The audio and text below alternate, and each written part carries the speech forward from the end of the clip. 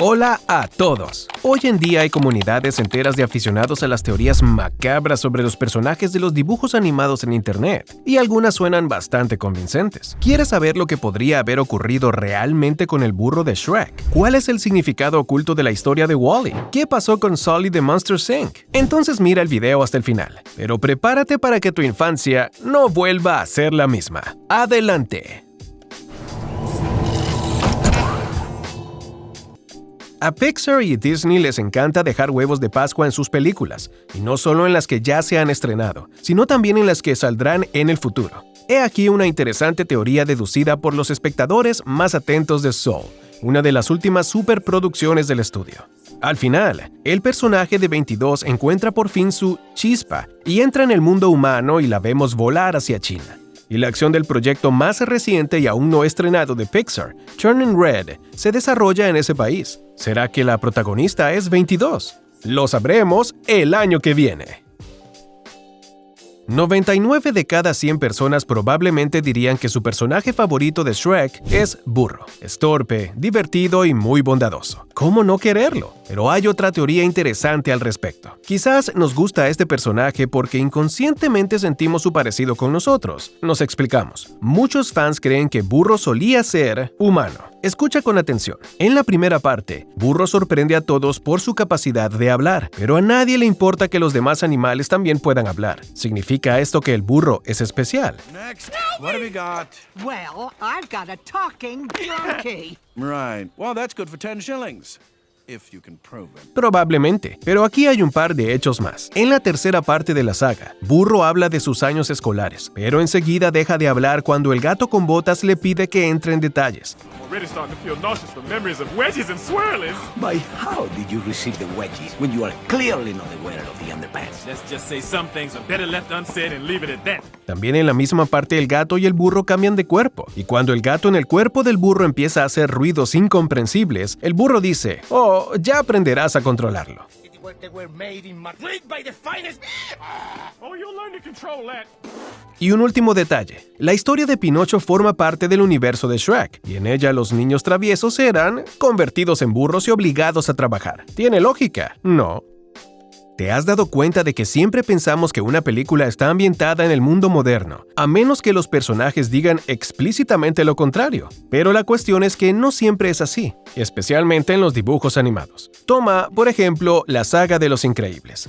Parece que la tecnología moderna, los artilugios geniales y las habilidades increíbles solo pueden existir en el siglo XXI, ¿verdad? Pero los espectadores atentos echaron un vistazo más de cerca y se dieron cuenta de que la acción se desarrolla en realidad en los años 60. De ahí los interiores anticuados como los teléfonos con cable y los coches retro, a los que por alguna razón nadie prestó atención. Incluso hay un momento en el dibujo animado en el que el protagonista lee un periódico con una fecha concreta, 16 de mayo de 1962.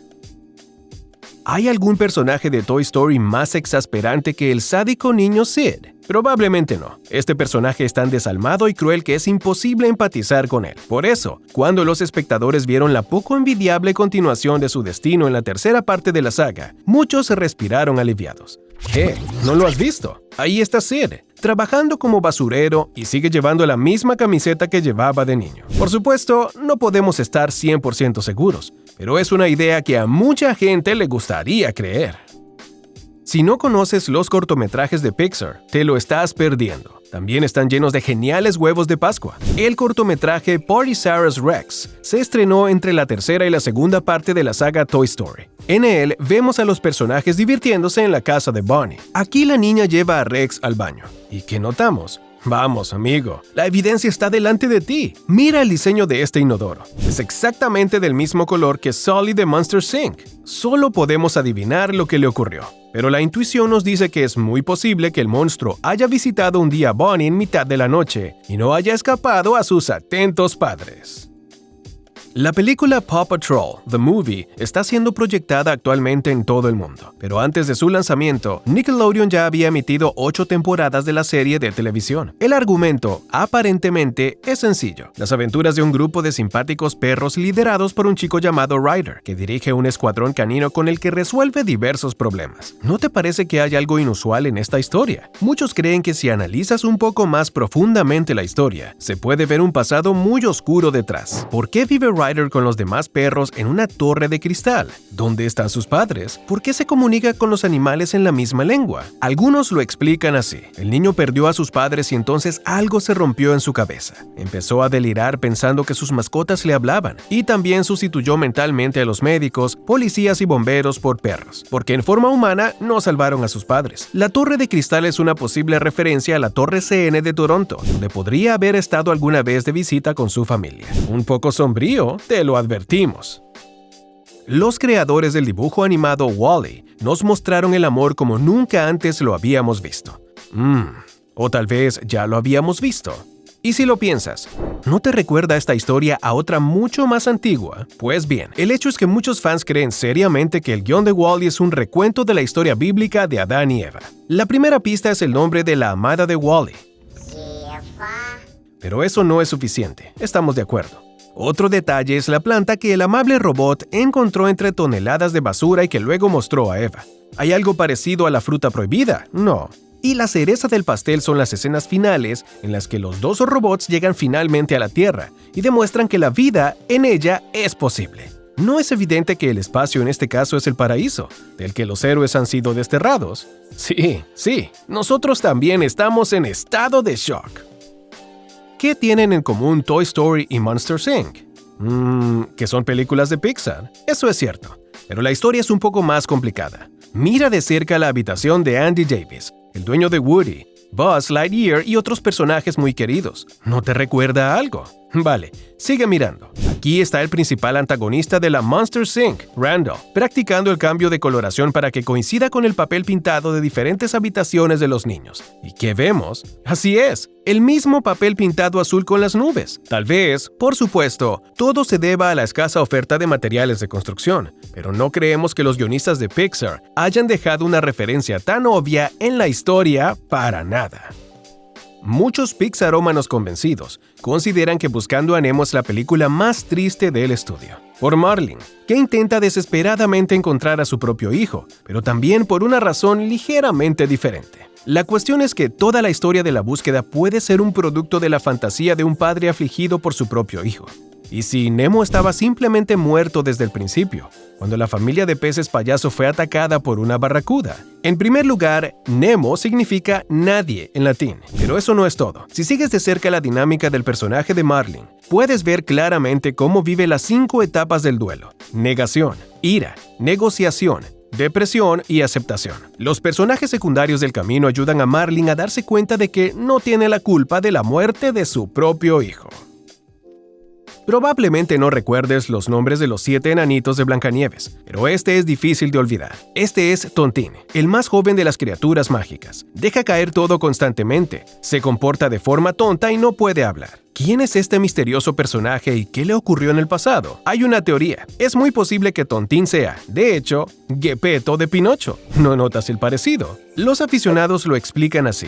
Originalmente había 6 enanos. Un día encontraron un bebé abandonado y, pensando que era uno de ellos, empezaron a criarlo. Pero, con el paso del tiempo, se hizo cada vez más evidente que Geppetto no era como sus parientes, por lo que fue objeto de muchas bromas. Al final, el pobre fue expulsado de la casa y se marchó a Italia para empezar una nueva vida. ¿Te parece un poco exagerado? Bueno, cada uno cree lo que quiere.